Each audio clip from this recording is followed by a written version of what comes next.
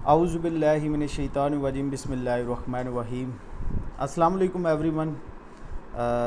जो ये प्रोग्रामिंग का सिलसिला हम लोगों ने स्टार्ट किया है, इस प्रोग्रामिंग के सिलसिले में मैं आप सबको दोबारा खुशामदीद कहता हूँ और उम्मीद करता हूँ कि आप सब खैरियत से होंगे। तो आज की जो हमारी वीडियो का जो मेन टॉपिक है वो है ऑब्जेक्ट ओरिएंटेड प्रोग्रामिंग का बेसिक इंट्रोडक्शन। मतलब जो इससे पहले वीडियो थी हमने उसमें ये चीज़ें डिस्कस की थी कि हम ऑब्जेक्ट ओरिएंटेड प्रोग्रामिंग को क्यों स्टडी करते हैं, और ऑब्जेक्ट ओरिएंटेड प्रोग्रामिंग को हमने कंपेयर किया था डिफरेंट प्रोग्रामिंग टेक्निक्स के साथ, और फिर हमने देखा था जी कि ऑब्जेक्ट ओरिएंटेड प्रोग्रामिंग क्यों इंट्रोड्यूस हुई थी और ऑब्जेक्ट ओरिएंटेड प्रोग्रामिंग किस तरह के प्रॉब्लम सॉल्व कर रही थी। क्या वो प्रॉब्लम स्ट्रक्चर्ड या प्रोसीजरल या डिफरेंट प्रोग्रामिंग टेक्निक से सॉल्व नहीं हो सकते थे। तो इस तरह के कुछ हमने इम्पॉर्टेंट्स पॉइंट्स डिस्कस किए थे। आज हम उन्हीं पॉइंट्स को मज़ीद डिस्कशन में एक्सटेंड करेंगे। तो आज की जो मेरे लेक्चर के टॉपिक हैं कि आज हम दोबारा ऑब्जेक्ट ओरिएंटेड प्रोग्रामिंग का मतलब या मीनिंग समझने की कोशिश करेंगे, उसके इंट्रोडक्शन के ऊपर मज़ीद बात करेंगे, और जो प्रीवियस वीडियो में टॉपिक हम लोगों ने डिस्कस किए थे वो बातें हमने दोबारा डिस्कशन में लानी है, क्योंकि उन बातों का इन टॉपिक्स के साथ एक गहरा ताल्लुक़ है। क्योंकि जब तक आप लोगों की बेस नहीं होगी तो बेस के बाद ही हम एक स्ट्रॉन्ग काम कर सकते हैं। तो उसके बाद हम बात करेंगे जी कि ऑब्जेक्ट ओरिएंटेड प्रोग्रामिंग के वो कौन से कोर फीचर्स हैं जिस वजह से ऑब्जेक्ट ओरिएंटेड प्रोग्रामिंग पावरफुल है और सॉफ्टवेयर डेवलपमेंट में एक अहम रोल अदा कर रही है। वो कौन से ऐसे फीचर्स हैं, और फिर उसके बाद जी हम ऑब्जेक्ट्स को देखेंगे कि ऑब्जेक्ट क्या है। हमने प्रीवियस वीडियो में ऑब्जेक्ट का मतलब तो समझा था, ऑब्जेक्ट बेसिकली है क्या चीज़। आज हम देखेंगे कि ऑब्जेक्ट क्या है और फिर उसकी प्रॉपर्टीज़ क्या हैं, उसकी करैक्टरिस्टिक्स क्या हैं, और ऑब्जेक्ट के कौन कौन से फंक्शंस होते हैं। तो उससे अगले आने वाली जो वीडियो होगी हमने ऑब्जेक्ट को देखना है अगेन दोबारा, और ऑब्जेक्ट को डिक्लेयर कैसे करते हैं, फिर क्लास को पढ़ेंगे, क्लास को डिटेल में देखेंगे। तो चलें जी हम आज की टॉपिक के ऊपर मूव करते हैं, और सबसे पहले हम देखते हैं जी कि ऊप के मीनिंग क्या है।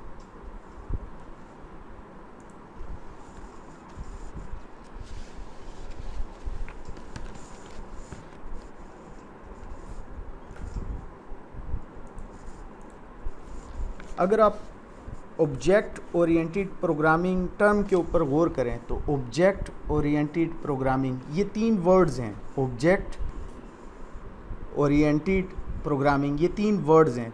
हमें सबसे पहले ये समझना होगा कि इसके उर्दू में मीनिंग क्या है, क्योंकि हमें जब तक मीनिंग समझ नहीं आएंगे, मीनिंग क्लियर नहीं होंगे, तब तक हम आगे बढ़ ही नहीं सकते। तो सबसे पहले जी इसके मीनिंग के ऊपर बात करते हैं हम कि देखें जी ऑब्जेक्ट का मतलब यानी वो चीज़ जो एक फ़िज़िकल अपीयरेंस रखती है। मतलब इस दुनिया में हर वो चीज़ जिसका वजूद है इस दुनिया में वो क्या है, ऑब्जेक्ट है। मतलब जैसे मैं एग्जांपल दूँ, इंसान, कोई जगह, कोई चीज़, मतलब जो कि इस दुनिया में मौजूद है जिसका एक फ़िज़िकल अपीयरेंस है, वो क्या है, ऑब्जेक्ट। ओरिएंटेड का मतलब क्या है, इन्हिसार होना या किसी चीज़ पर मबनी होना। और जो प्रोग्रामिंग है, प्रोग्रामिंग क्या है, स्टेटमेंट्स हैं, कुछ पैटर्न्स हैं जिसको फॉलो करके हमने इन चीज़ों को लेके चलना होता है। तो उम्मीद करता हूँ जी कि मीनिंग आपको समझ आ गए होंगे। ये पिछली वीडियो के टॉपिक हैं जिसको हम दोबारा इस डिस्कशन में मज़ीद लाना चाह रहे हैं। तो हम जो है ऑब्जेक्ट ओरिएंटेड प्रोग्रामिंग को प्रोग्रामिंग ऑफ नेचर भी कहते हैं। ऑब्जेक्ट ओरिएंटेड प्रोग्रामिंग क्या है, एक प्रोग्रामिंग टेक्निक है, कोई प्रोग्रामिंग लैंग्वेज नहीं है जिसमें हम प्रोग्राम बनाते हैं या सॉफ्टवेयर बनाते हैं on the basis of object. तो अब हम ऑब्जेक्ट के ऊपर बात करते हैं कि बेसिकली ऑब्जेक्ट क्या चीज़ है।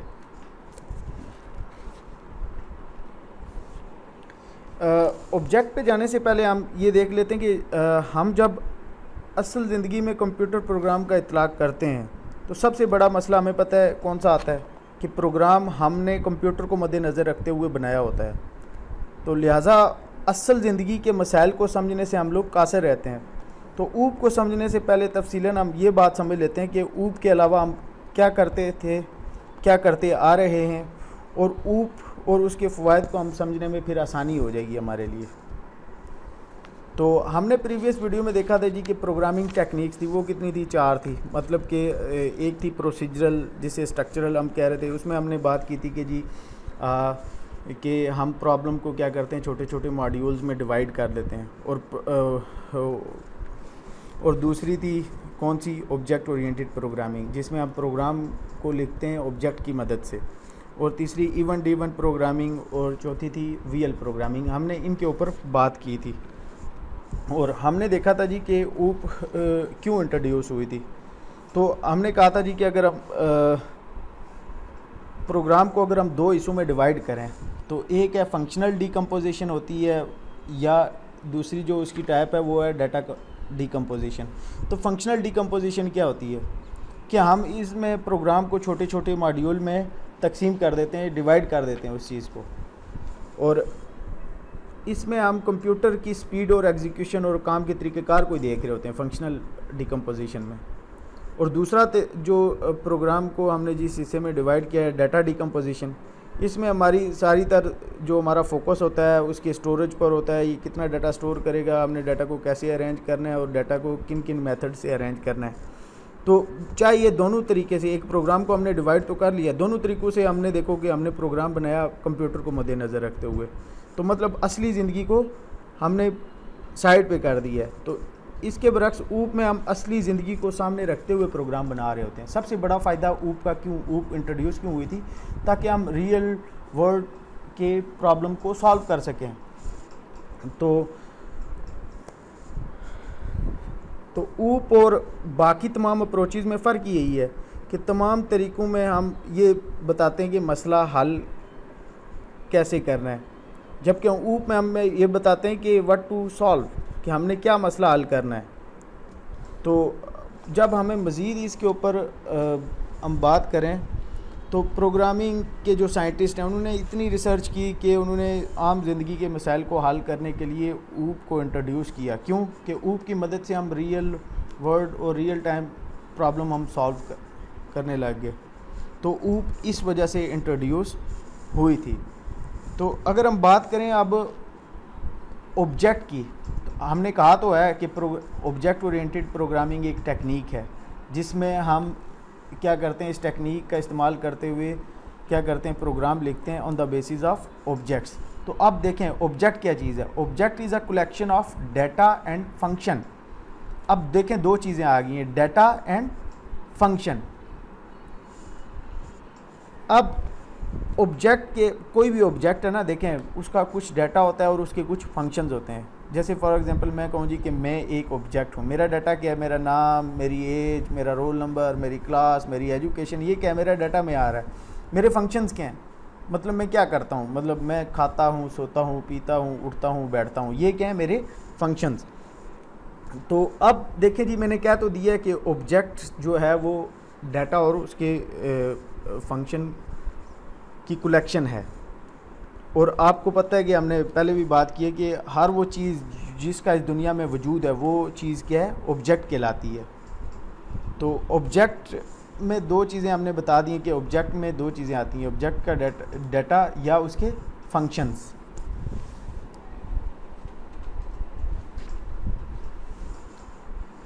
तो अब अगर हम कहें कि जी ऑब्जेक्ट में represent a person, things, place and real world, in real world, कि ऑब्जेक्ट जो है रिप्रेजेंट कर रहा है कोई इंसान को, किसी चीज़ को या किसी जगह को जो इस दुनिया में है। जैसे हम बार बार इस चीज़ के ऊपर बात कर चुके हैं, पर बहुत सिंपल सी चीज़ है।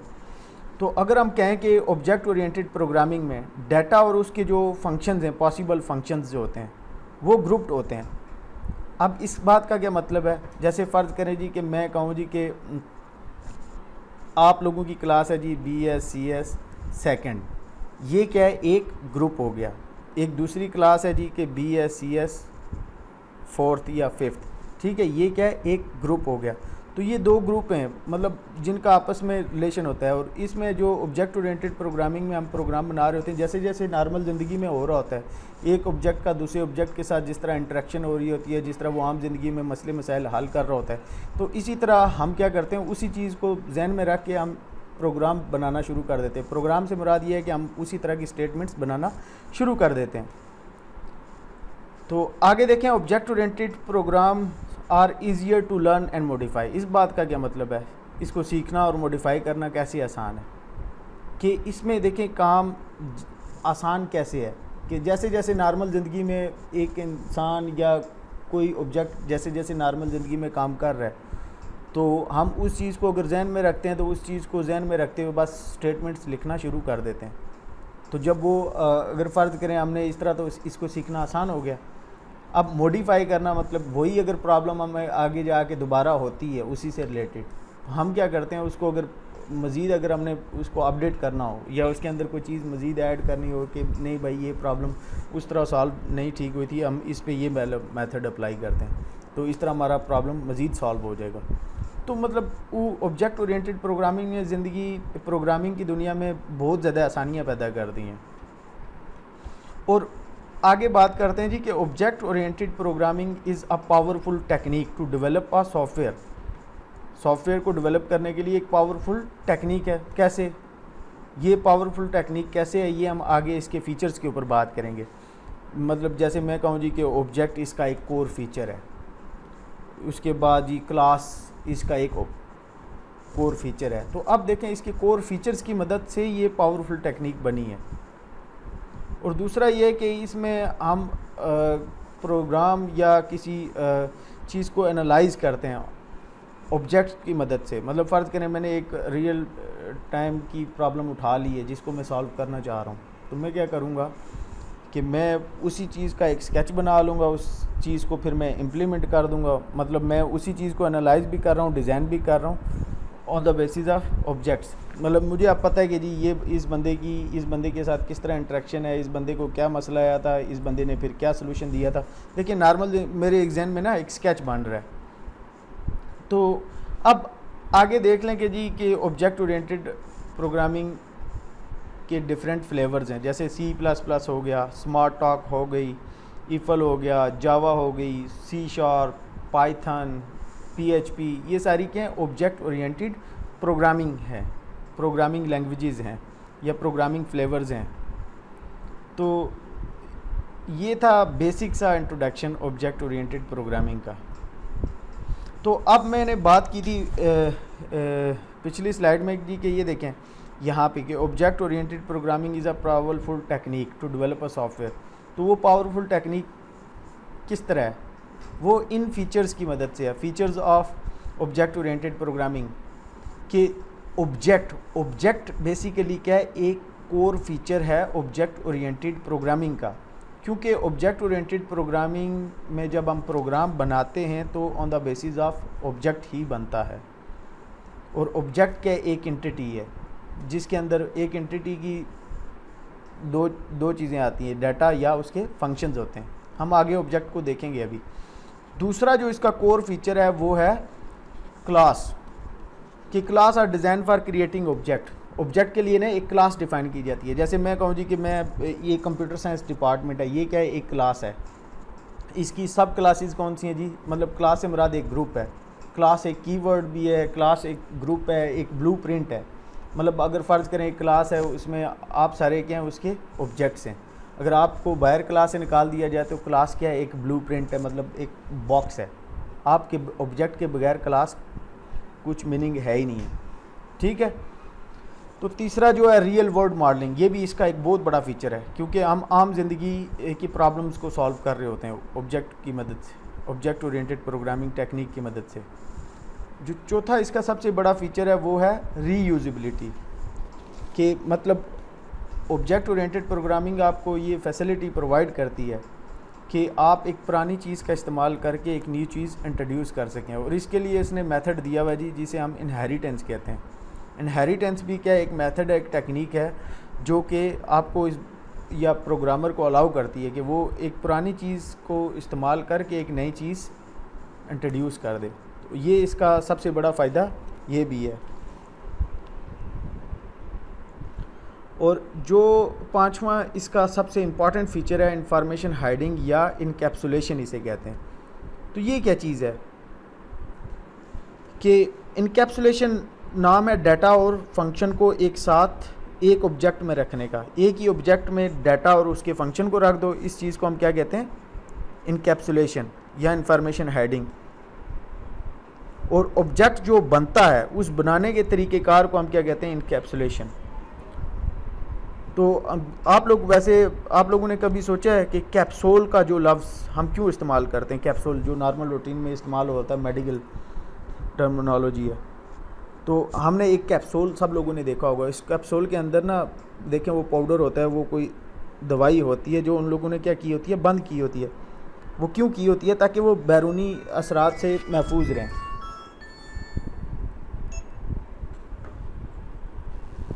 तो अब देखें बिल्कुल इसी तरह हमारा ऑब्जेक्ट भी बैरूनी प्रोग्राम या उसके फंक्शंस की इज़्ज़त से महफूज रहता है। इस वजह से हम क्या करते हैं, इंफॉर्मेशन हाइडिंग या इनकैप्सुलेशन करते हैं। तो ऑब्जेक्ट ओरिएंटेड प्रोग्रामिंग का इंसार होता ही ऑब्जेक्ट पर है। और ऑब्जेक्ट क्या है, एक एंटिटी है, एक बॉक्स है जिसके अंदर डाटा और उसके फंक्शंस होते हैं। तो उम्मीद करता हूँ ये बात तो आपको समझ आ गई होगी। अगर नहीं भी आई तो आगे जब हम इसकी कुछ प्रोग्राम बनाना शुरू करेंगे तो इस चीज़ को हम डिटेल में समझेंगे। अभी सिर्फ हम इसको थ्योरेटिकल समझने की कोशिश कर रहे हैं। मैं आप लोगों को कंसेप्ट देने की कोशिश कर रहा हूँ कि आप लोगों का कंसेप्ट क्लियर हो जाए। इसको डीप जो स्टडी करना है आप सब लोगों ने करना है।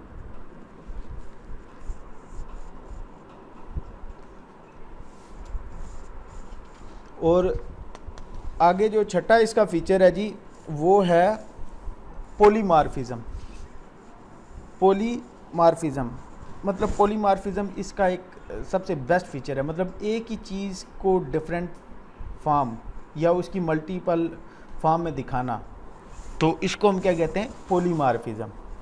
तो ये क्या थे इसके फीचर्स, जिस वजह से ऑब्जेक्ट ओरिएंटेड प्रोग्रामिंग टेक्निक जो है पावरफुल है, जो इसके कोर फीचर्स हैं।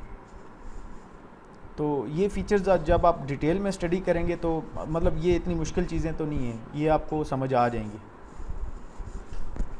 अब हम बात करते हैं थोड़ी सी ऑब्जेक्ट के ऊपर। ऑब्जेक्ट के ऊपर इससे पहले भी बात की है जी हमने, तो अभी दोबारा बात करते हैं। ऑब्जेक्ट सिंपल सी चीज़ है। ऑब्जेक्ट का एक एंटिटी है जो कि इस दुनिया में एग्जिस्ट करती है। कोई भी चीज़ है, वो कोई जगह है या कोई भी मतलब ऐसी चीज़ जिसकी एक फ़िज़िकल अपीयरेंस है जो इस दुनिया में आई है, वो क्या है, ऑब्जेक्ट है। और ऑब्जेक्ट को हमेशा उसके नाम से पहचाना जाता है जी। और ऑब्जेक्ट के अंदर दो चीज़ें होती हैं। जैसे मैं फॉर एग्ज़ाम्पल हूँ कि मैं एक इंसान हूँ और मैं अपने नाम से ही पहचाना जाता हूँ। और मेरे अंदर मेरी प्रॉपर्टीज़ भी हैं और मेरे फंक्शंस भी हैं, जैसे मैंने प्रीवियस स्लाइड्स में बात की है इसके ऊपर। प्रॉपर्टीज़ क्या है? Properties are the characteristics of the object. कि प्रॉपर्टीज़ क्या हैं? Characteristics of the object. अब इस बात को हम अगली स्लाइड पे देखते हैं। और फंक्शन क्या हैं? कि function are the actions that can be performed by the object. कि फंक्शन क्या हैं? कुछ एक्शंस हैं, कुछ इवेंट्स हैं जो कि परफॉर्म करता है ऑब्जेक्ट। अब इन दोनों प्रॉपर्टीज़ और इसके फंक्शंस के ऊपर बात करते हैं हम लोग जी। कि प्रॉपर्टीज़ ऑफ द ऑब्जेक्ट, हमने कहा है जी कि करैक्टरिस्टिक्स जो होती हैं ऑब्जेक्ट की, हम उसे उसकी प्रॉपर्टीज़ या उसके एट्रीब्यूट्स कहते हैं हम उसे। Each object has its own property. Her object की अपनी प्रॉपर्टीज़ होती हैं, अपनी करैक्टरिस्टिक्स होती हैं। और मैंने कहा है जी कि ऑब्जेक्ट अपने नाम की मदद से पहचाना, जैसे एक इंसान है तो इंसान की प्रॉपर्टीज़ या उसकी करैक्टरिस्टिक्स क्या हैं? उसका नाम, उसकी एज, उसका वेट। और उसकी प्रॉपर्टीज़ क्या हैं? ये क्या थी? एक इंसान की प्रॉपर्टीज़ हैं या एट्रीब्यूट्स हैं जिस वजह से एक इंसान पहचाना जाता है। मतलब आप प्रॉपर्टीज़ या करैक्टरिस्टिक्स उस चीज़ को कह सकते हैं जिस वजह से कोई चीज़ पहचानी जाती है। और ऑब्जेक्ट अपने नाम की मदद से पहचाना जाता है। तो यहाँ पे हमने एग्जांपल दिया जी कि देखें ये एक पर्सन है, पर्सन का नाम, एज, वेट, ये क्या है। दूसरी उसने एग्जांपल दे दिया जी कि एक कार है जिसकी प्रॉपर्टीज़ या करैक्टरिस्टिक्स क्या हैं, उसका कलर है, उसकी प्राइस है, उसका मॉडल है, उसका इंजन पावर है, ठीक है। तो ये क्या थी, प्रॉपर्टीज़। अब फंक्शंस के ऊपर बात करते हैं जी। हमने कहा था जी कि फंक्शंस क्या हैं, एक्शंस हैं जो कि एक ऑब्जेक्ट परफॉर्म करता है। जैसे मैंने ये प्रीवियस स्लाइड में बात की थी जी कि एक इंसान है, उसका नाम, उसका एज, उसका वेट, ये क्या थी उसकी प्रॉपर्टीज़। उसके फंक्शन क्या हैं, वो खाता है, पीता है, सोता है, उठता है, बैठता है, मतलब वॉक करता है, ये सारे क्या हैं, वो एक्शन परफॉर्म कर रहा है मतलब। और दूसरी एग्जांपल हमने दी थी जी कि एक कार है, कार क्या हमने बात की थी कि कार की प्रॉपर्टीज़ क्या हैं, उसका कलर, उसका मॉडल, उसका इंजन पावर, ठीक है। तो ये क्या थी उसकी प्रॉपर्टीज़। अब कार के फंक्शंस क्या हैं, कार स्टार्ट होती है, स्टॉप होती है, ठीक है, रिवर्स होती है, मतलब तो ये उसके क्या हैं, फंक्शंस हैं। तो उम्मीद करता हूँ जी कि इन टॉपिक्स की आपको समझ आ गई होगी। ये वही बातें हैं जो हमने प्रीवियस वीडियो में डिस्कस की थी और मज़ीद इसके ऊपर हम वक्तन वक्तन बात करते रहेंगे। और मैं कोशिश करूँगा कि अपने अल्फाज को जितना आसान बना सकूँ उतना आसान बनाऊँगा, क्योंकि हमारा मकसद है कॉन्सेप्ट समझना, ठीक है। कॉन्सेप्ट जब समझ आ जाएंगे तो हम अच्छे तरीके से प्रोग्रामिंग कर सकते हैं। और ऑब्जेक्ट ओरिएंटेड प्रोग्रामिंग बहुत ही आसान है। वो आसान क्यों है, ये इसके ऊपर मैं बात कर चुका हूँ। तो अगर किसी को कोई चीज़ समझ नहीं आती तो वो हमसे कांटेक्ट कर सकता है। और कमेंट सेक्शन में अगर कोई चीज़ समझ नहीं आ रही तो वो कमेंट सेक्शन में पूछे। और अगर फिर भी कोई चीज़ समझ नहीं आ रही तो फिर मैं दोबारा भी इसके ऊपर वीडियो बना दूँगा। Thank you so much. अल्लाह हाफिज़।